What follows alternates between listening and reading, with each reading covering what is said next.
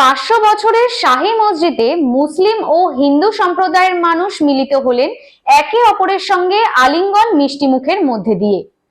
উত্তর 24 পরগনার বসিরহাট মহকুমার ত্রিমোহিনী আমিনিয়া মাদ্রাসা ভারত ও বাংলাদেশ সীমান্তে গাছা জামে মসজিদে শফিকুল দফাদার শারিফুল মন্ডল সহ এলাকার কচিকাচারা একে অপরের সঙ্গে আলিঙ্গনের মধ্যে দিয়ে ঈদের নামাজ পড়লেন।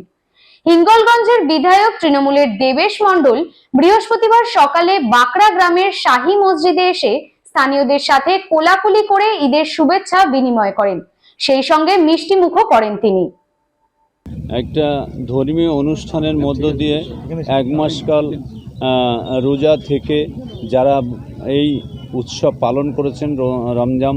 দিবস পালন করেছেন বা রমজান মাসের যারা নামাজ রেখেছেন, তারা সকলেই নিজেদের শারীরিক যে কষ্ট বা সমস্ত কিছু উপেক্ষা করে আল্লাহর উদ্দেশ্যে যেই বৃহৎ তাদের যে বড় মানসিকতা দেখিয়েছেন, এটা তারা কিন্তু নিজের ব্যক্তি কল্যাণে করেন না। আমি যতটা জেনেছি, আমার যাদের সঙ্গে পরিচিতি আছে ধর্মীয় আচরণে জেনেছি, তারা সকলের জন্য দোয়া ভিক্ষা করেন এবং এই এক মাসকাল দেখবেন যে কোনো অসুখ বিসুখ বা হসপিটাল সব জায়গায় কিন্তু রোগীর সংখ্যাও কমে যায়, মানুষ অনেক বেশি সুস্থতা বোধ করে এ সময় এবং ভগবানের বা আল্লাহর যে একটা কৃপা নেমে আসে, সব দিক থেকেই দেখবেন অপরাধের সংখ্যাও কম,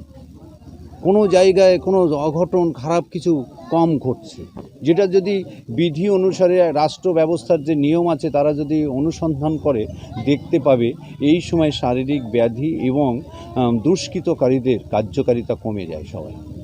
সব কোনো স্মৃতির মধ্যে সবগুলো থাকে না। অর্থাৎ মানুষ যে ধর্মপ্রবণ হলে একটা সবার মধ্যে একটা ভীতি কাজ করে অন্যায় অপরাধ কাজ করতে গেলে, এবং এর সঙ্গে সবচেয়ে বড় কথা কি, একটা ধর্ম সম্প্রদায় করে ঠিকই, কিন্তু এর সঙ্গে অন্য ধর্ম সম্প্রদায়ের মানুষরা এত সহনশীল থাকে এবং তাদের প্রতিও তাদের কাছেও তাদের কথা বলার সময় শুভ বার্তা বিনিময় করার সময় আকাঙ্ক্ষা করে আপনিও আমার জন্য একটু দোয়া ভিক্ষা করবেন। তাহলে এই যে মানসিকতা তৈরি হয়, মানসিকতায় কিন্তু সকলের মধ্যে অপরাধ প্রবণতা কমে যায়, সবাই ঈশ্বরের প্রতি ভক্তি শ্রদ্ধা, আল্লাহর প্রতি এই উপাসনা কিন্তু মানুষের অপরাধ বোধ চেতনার সম্পর্কে সজাগ করে এবং মানুষ এই সময় ঈশ্বরের কাছে সবচেয়ে কিন্তু বেশি ভীত থাকে মানুষ।